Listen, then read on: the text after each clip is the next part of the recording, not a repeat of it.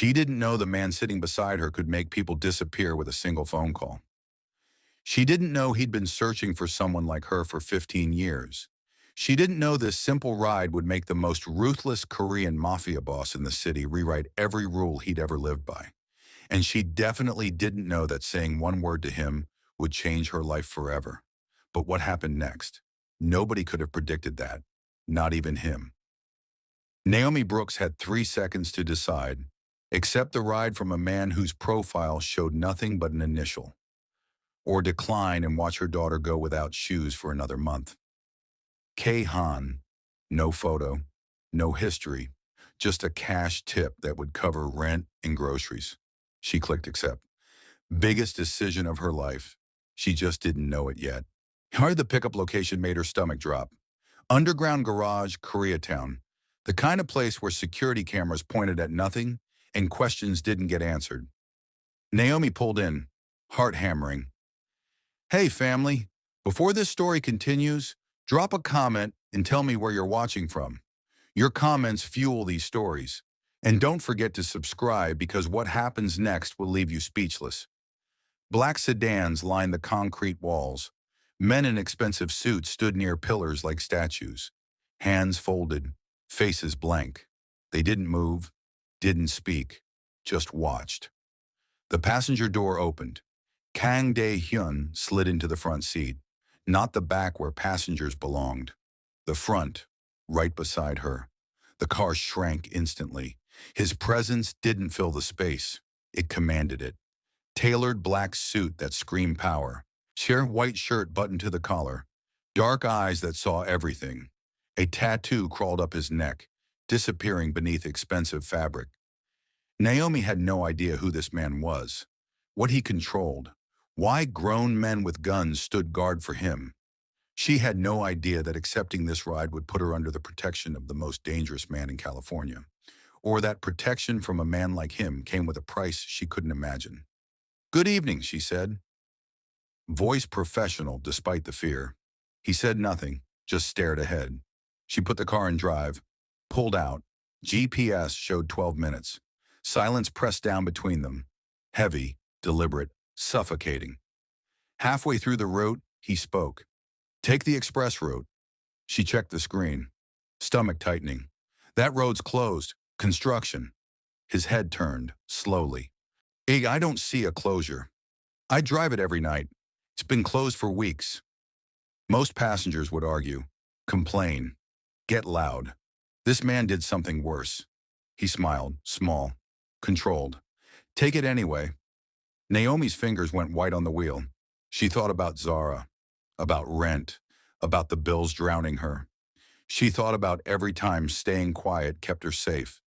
Then she did something she'd never done, something that would change everything. No.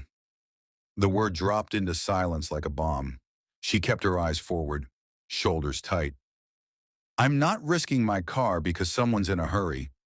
You'll get stuck in construction. I'll get blamed. We're taking the main route. At the red light, she felt his attention shift. Complete focus. Undivided. Dangerous. Naomi had no idea that people didn't say no to Kang Dae-hyun. That contradicting him was a death sentence for most. That she'd just done what nobody in Los Angeles had the courage to do. Light turned green. 5 seconds passed. 10. 15. Then he did something that made her heart stop. He laughed. Soft. Quiet. Genuine. Reroute. Naomi didn't smile. Didn't relax. Just drove. Wondering what kind of man laughed when someone defied him. Wondering why that laugh felt more dangerous than anger. Wondering what she just walked into. She had no idea this was the moment everything changed. The moment Dae-hyun decided the invisible woman who said no was the most fascinating thing in his carefully controlled world. The moment he started paying attention. And when a man like Dae-hyun paid attention, your life either got infinitely safer or infinitely more complicated. Naomi Brooks was about to discover which. 3 days later, another request came through. K. Han. Naomi stared at her phone in the Target parking lot. Zara's new shoes sat in the passenger seat, paid for with money from that strange ride. She should decline. Block the account. Never see that man again. Rent reminder flashed. 5 days overdue. She accepted. Century City this time. Different location. Same underground setup. Same silent men standing guard. When Dae-hyun opened the front passenger door again, Naomi's stomach dropped. He sat beside her. Again. Like this was normal. She pulled into traffic without speaking. 1 minute passed. 2. 5. Then he broke the silence. You check your mirrors constantly.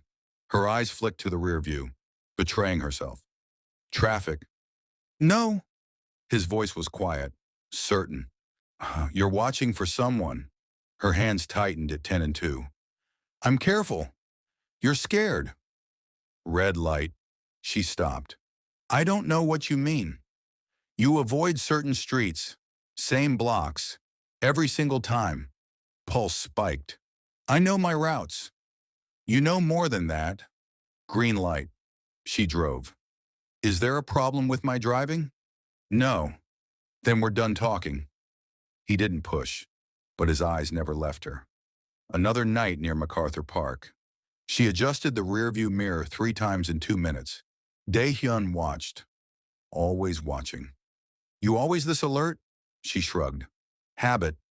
That single word told him everything he needed to know. By the 6th ride, he stopped asking questions. Started observing instead. How she flinched when car doors slammed. How she positioned herself to always see exits. And how tension never left her shoulders. Naomi treated him exactly like every other passenger. Professional, distant, controlled, no flirting, no personal questions, no softness. She treated him like a man who needed rules, and that fascinated him more than anything had in years. Because Kang Dae-hyun built an empire on reading people, on understanding what they didn't say, and Naomi Brooks was screaming secrets she thought no one could hear. Dae-hyun noticed everything. It's how he survived 15 years in a world where one mistake meant death. He noticed how Naomi's shoulders tensed when men walked too close, how she locked the doors the second he got in, how her eyes tracked every shadow, every movement, every potential threat. She drove like someone who'd learned survival through pain. One night, heading toward Los Feliz, he tested boundaries. You ever take breaks? Between rides. Not what I meant. Quick glance at him, then back to traffic. I work 6 nights a week. Why? Your daughter. Who watches her? Her grip tightened on the wheel. That's not your business. Just curious. Don't be. He studied her profile. The rigid spine, the careful control. You're good at this, he observed. At what? Keeping people out. No response. 3 blocks of silence. Then he asked again, softer this time. You always this alert? She hesitated, just for a second. Habit. The words settled between them like a confession. Dae-hyun built his world on reading what people didn't say, understanding the spaces between words. Naomi said very little, but her silence screamed volumes. The bandage on her wrist that the smartwatch couldn't quite hide. Anna, the way she checked mirrors at every stoplight. The neighborhoods she avoided with surgical precision. Someone had hurt her. Someone might still be trying to. He watched her hands on the wheel, steady, controlled, but white gauze peeked out beneath the watch band. How'd that happen? He nodded toward her wrist. Fell. No. Her jaw locked. You don't know me. Not yet. The words hung strange between them. When she dropped him off that night, he paused at the door. Be careful. I'm always careful. I know. He stepped out, watched her taillights disappear into traffic, then pulled out his phone, sent one text to his head of security, find everything. The response came in seconds, already moving. The file arrived within 48 hours. Dae-hyun sat alone in his office. 23rd floor. His city sprawling beneath him in lights and shadows. He opened the folder. Clean record. No arrests, no warrants, employment history scattered. Retail jobs, food service. Nothing steady until rideshare work started 2 years ago. One dependent listed, female child, age 7, no father on any documentation. He flipped the page, stopped. Sealed restraining order, 5 years old. He shouldn't have access to sealed records. But Dae-hyun had access to everything. The name on the order, Marcus Webb. Charges, domestic assault, aggravated battery, violation of protection order, 18 months served, released 6 weeks ago. Dae-hyun read every police report. His jaw tightened with each line. Hospital visits, fractured ribs, documented injuries in cold clinical language that couldn't hide the violence. Naomi's silence wasn't weakness. It was survival. He closed the file, leaned back in his chair. Something shifted in his chest. Something he'd locked away 15 years ago when he decided emotion was weakness. The need to protect someone. Not for power, not for control, just because. He picked up his phone, called his security chief. Marcus Webb, I want eyes on him, 24 hours, everywhere he goes, everyone he talks to. Already done. He almost made another call, the kind that made problems disappear quietly and permanently. Stopped himself. Naomi had boundaries. She'd said no when everyone else said yes. If he eliminated Marcus without her knowledge, without her permission, he'd become exactly what she'd spent 5 years escaping. Another man making decisions for her. He put the phone down, requested another ride instead. Rain started just after midnight. Naomi had one last ride. Echo Park pickup, USC drop-off, then home to Zara. The request came through. K-Han. She accepted without hesitation now. The money was too good, the routine too familiar. She pulled up. Dae-hyun got in the back seat this time. Silent, tense. Something felt different tonight. Bad night? She asked. Complicated. She drove into rain-slicked streets. Wipers beat steady rhythm against the windshield. 10 minutes of heavy silence. Then she stopped at a red light on Sunset Boulevard. The impact came from behind. Not hard, but deliberate. Her car lurched forward. Tires screeched. Seatbelt locked across her chest. She wasn't moving fast. Someone had hit her. On purpose. Mirror check. Black sedan. Too close. Engine running. Headlights glaring through rain. Her stomach dropped to her feet. The driver's door opened. DeMarcus stepped out. Every nerve in her body screamed. He walked toward her window through the rain. That smile. The one from her nightmares. Naomi. Voice too loud. Too familiar.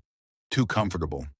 She locked the doors, hands shaking violently. He knocked on the window. Come on, baby, don't be like that. Open up. Her breath came in shallow gasps. He knocked harder. I said open the door. We need to talk. She couldn't move, couldn't think, couldn't breathe past the panic clawing up her throat. The passenger door opened. Dae-hyun stepped out into the rain. She'd almost forgotten he was there. Silent the entire ride. Now he stood between her car and Marcus, rain soaking his expensive suit. Expression completely calm, deadly calm. Back up, Dae-hyun said. Voice quiet. Marcus laughed. Man, I don't know who you think. Back up. 2 words. His ice wrapped in silk. Marcus froze. 2 more figures emerged from the shadows. Dae-hyun's men, flanking Marcus on both sides. The smile died on Marcus's face. This ain't over, he said, backing toward his car. It is. Dae-hyun's voice could cut steel. If I see you near her again, this stops being her problem. It becomes mine. You don't want my problems. Marcus stared, then got in his car, drove away. The light turned green. Dae-hyun stood in the rain, watching until the taillights disappeared completely into the night. Then he got back in the car. Naomi's entire body shook. How long have you been following me? She whispered. Long enough. You had no right. I know. She looked at him, water dripping from his hair, suit ruined. By morning, he said quietly, he'll be gone. What does that mean? It means you're safe now. Her throat closed. I didn't ask you to do this. I know. She put the car in drive. Neither spoke for the rest of the ride. When they reached his building, he paused at the door. "I'm sorry," he said, then disappeared into the rain. Naomi sat alone, engine running, rain pounding the roof. She didn't know if she felt grateful or terrified, because the most dangerous man in Los Angeles just declared war on her past, and she had no idea what that would cost her future. Naomi didn't go home that night. She sat in her car outside Zara's grandmother's apartment for 2 hours, engine off, hands still shaking. By morning, he'll be gone. What did that mean? She knew what it meant, and that terrified her more than Marcus ever had. Because Marcus was predictable. Marcus was a monster she understood. But Kang Dae-hyun, he was something else entirely. Something she couldn't control, couldn't predict, couldn't escape. 3 days passed. No ride request from Kei-han. No messages. Nothing. Naomi should have felt relieved. Instead, she felt exposed, like she'd lost something she didn't know she needed. On the fourth day, she drove past the underground garage in Koreatown, the one where she'd first picked him up. Empty, no black sedans, no men in suits. Like it had never happened. That night, Marcus's face appeared on the news. Local man reported missing. Last seen leaving Van Nuys motel 4 days ago. Family asking for information. Naomi's blood went cold. Her phone buzzed. Unknown number. He's alive. He's in Portland. He won't be back. You're safe. She stared at the message. He typed back with trembling fingers. Who is this? 3 dots appeared, then disappeared. No response. But she knew. She drove to the address on Dae-hyun's business card, the one he'd given her that first night. High-rise in Century City, security desk, cameras everywhere. I'm here to see Kang Dae-hyun, she said. The security guard looked at her. Really looked. He's not seeing anyone today. Tell him Naomi Brooks is here. Something flickered in the guard's eyes. He picked up the phone, spoke quietly, hung up. 23rd floor. The elevator ride felt like falling. When the doors opened, Dae-hyun stood waiting. Different than in the car. Here he looked like what he was. Power, control, danger wrapped in expensive clothes. You shouldn't have come, he said quietly. And what did you do to Marcus? Gave him a choice. What choice? Leave California or deal with me. She stepped closer. You had no right. I know. Then why? His jaw tightened. Because watching you be afraid was worse than anything I've done in 15 years. The honesty hit her like a blow. I didn't ask you to protect me. I know. Protection without permission is just control. You're right. She stared at him. Then why did you do it? Because I'm selfish, he said simply. Because the moment you said no to me, I realized I'd never met anyone who saw me as just a man, and I couldn't let anyone hurt the first person who made me feel human. Silence stretched between them. I'm not your responsibility, Naomi whispered. No, but you're my weakness, and I don't know what to do about that. She should leave, should run, who should never see this man again. Instead, she asked the question that had haunted her for days. What happens now? What happened next was worse than Naomi imagined. Nothing. Dae-hyun disappeared from her life completely. No ride requests, no messages, no mysterious protection, just silence. And somehow that silence was louder than everything else. Bills piled up. Without his rides, the money dried up fast. Naomi picked up extra shifts, drove 12 hours a day, barely saw Zara. 2 weeks passed, then 3. She told herself this was better, safer, normal. But at night, she still checked the locks 3 times, still avoided certain streets, still felt eyes watching that weren't there. Zara noticed. Mama, why are you sad? I'm not sad, baby. You check the door a lot now, more than before. Out of the mouths of children.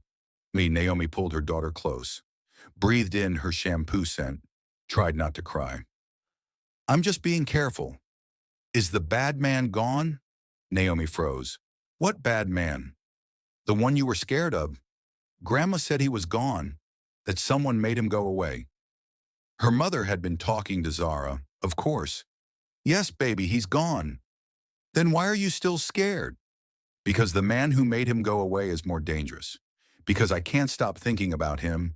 Because for the first time in 5 years I felt safe, and now that safety is gone, and I don't know how to live without it.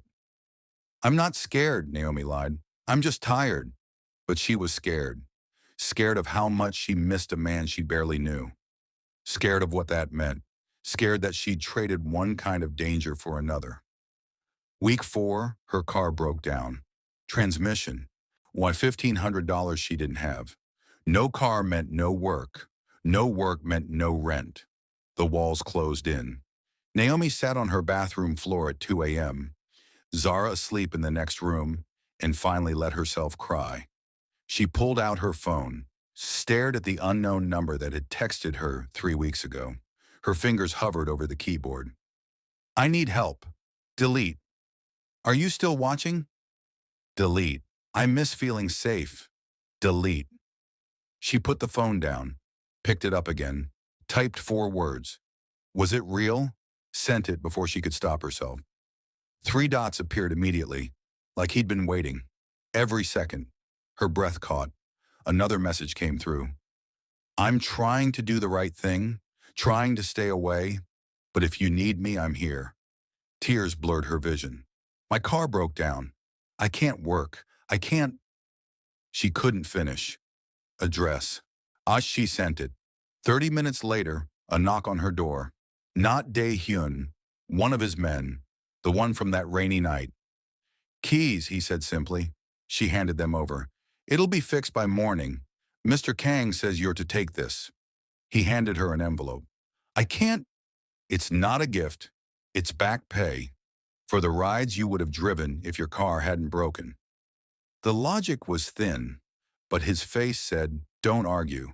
He left. Naomi opened the envelope. $3,000. She sat on her couch, stared at the money, and realized something that made her heart stop. She was falling for a man who could destroy her more completely than Marcus ever could. But this time, she wasn't sure she wanted to run. Dae-hyun stood in his office staring at the city. 4 weeks without seeing her. 4 weeks of watching from a distance, making sure she was safe without interfering. It was killing him. Sir, his security chief entered. The car's been repaired. Return to her address. Good. She tried to refuse the money. I know. You can't keep doing this. Dae-hyun turned. Can't keep doing what?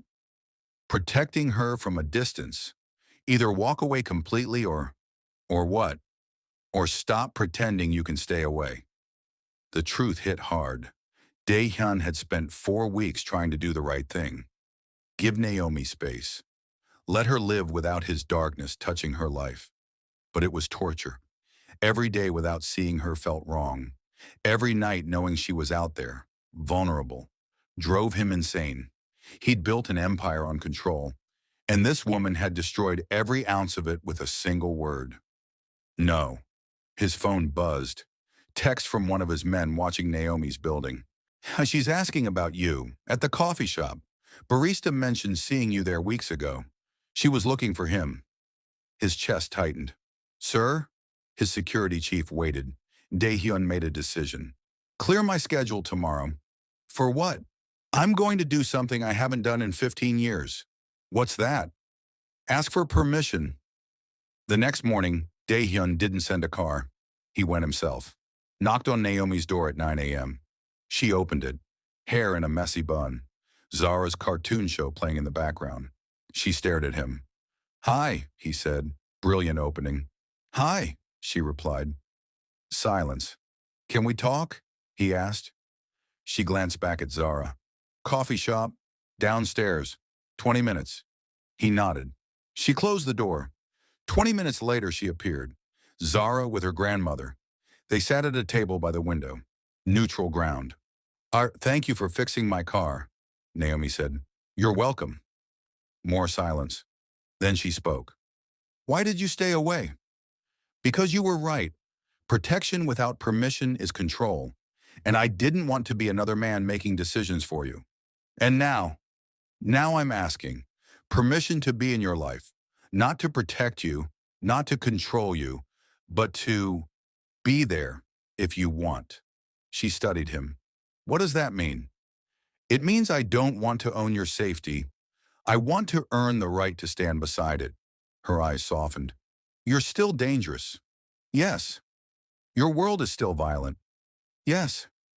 Being with you would put Zara and me at risk. Yes. She appreciated the honesty. Then why would I say yes? He leaned forward. Because for 4 weeks, you've been just as miserable as I have. Because when I'm gone, you still check the locks 3 times. Because we both know that what happened between us was real. Naomi's breath caught. And what was it? What happened between us? I fell for a woman who said no, and you fell for a man who listened. The truth hung between them. Raw, honest, terrifying. I have a daughter, Naomi whispered. I know.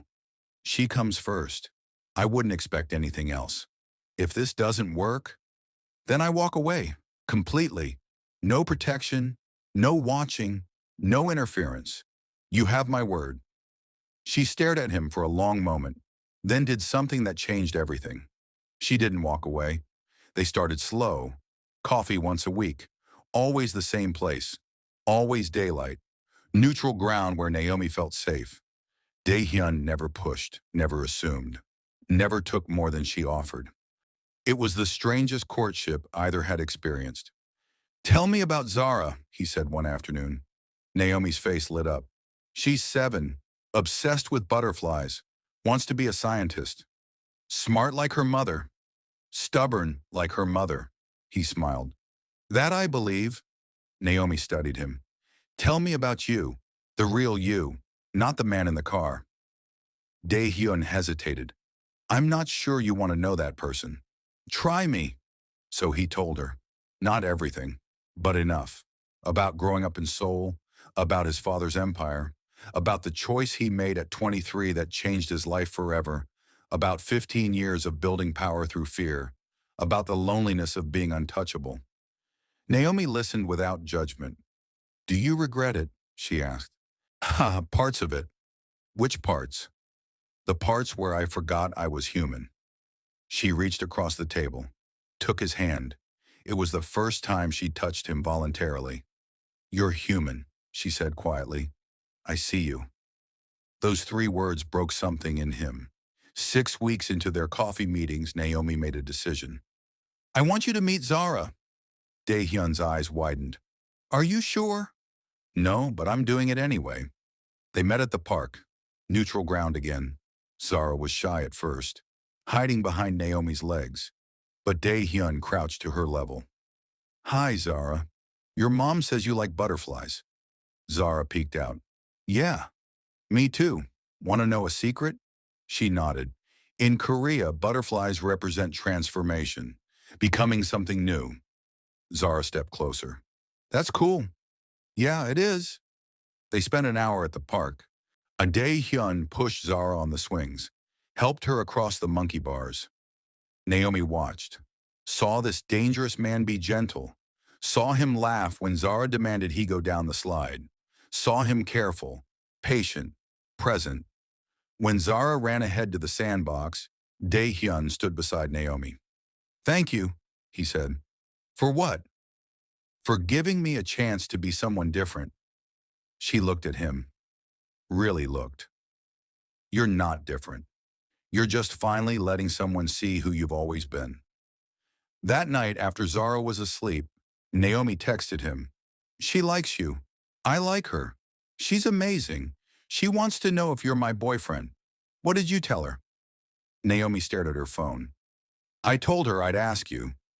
3 dots appeared, disappeared, appeared again. I'd like to be, if you'll have me. Her heart hammered. Yes, 1 word, but it changed everything. And 6 months later. Naomi stood in Dae-hyun's apartment. Their apartment now. The move had been gradual, careful, always prioritizing Zara's comfort. But here they were, a found family built on honest communication and mutual respect. Dae-hyun had kept his word. He protected them, but never controlled. Consulted Naomi on decisions, respected her boundaries, became a father figure to Zara without trying to replace anyone. Just showed up, consistently, honestly. "Mama!" Zara called from her new room. "Come see." Naomi walked in. Dae-hyun had painted it soft lavender, hung glow-in-the-dark stars. A butterfly mobile spun slowly above the bed. "It's perfect," Zara said, hugging him. "You're welcome, little butterfly." That night, after Zara fell asleep, Naomi and Dae-hyun stood on the balcony. City lights sprawling below. "Ian, do you ever regret it?" she asked. "Choosing this life instead of the old one?" He pulled her close. "Every day." She stiffened. He smiled. "I regret that I didn't find you sooner." She relaxed, laughed. Smooth. "I'm serious. For 15 years, I thought power meant control. Then you said no to me and I realized real power is choosing to be vulnerable." She looked up at him. "I was terrified of you." "I know. I'm not anymore." "I know that too." She kissed him. Soft, certain. "I love you," she whispered. "I love you too." Behind them, the city breathed. The same city where an invisible woman once drove strangers through darkness, where a dangerous man built an empire on fear, where two people found each other and chose something different, chose safety built on trust, protection built on partnership, love built on listening. Naomi Brooks had learned early that being overlooked kept you alive, but Kang Dae-hyun taught her something better. Being seen by the right person made you whole. And sometimes the most dangerous thing a woman could do was speak up. And sometimes the most powerful thing a man could do was listen. Together they'd found something neither knew existed, a life where silence became voice, where fear became safety, where two broken people became something beautifully complete. In the city of angels, where dreams died and rent crushed you, they'd built something different. Not a fairy tale, but something real, something earned, something worth every risk they took to find it. And as Naomi stood in Dae-hyun's arms, watching their city shimmer below, she knew one truth with absolute certainty. Saying no to him that first night was the bravest thing she'd ever done. But saying yes to building a life together, that was the wisest. The end. Drop a comment below if this story touched your heart. Let me know what part resonated most with you. And don't forget to subscribe for more stories that will leave you feeling seen, heard, and inspired. Until next time, family.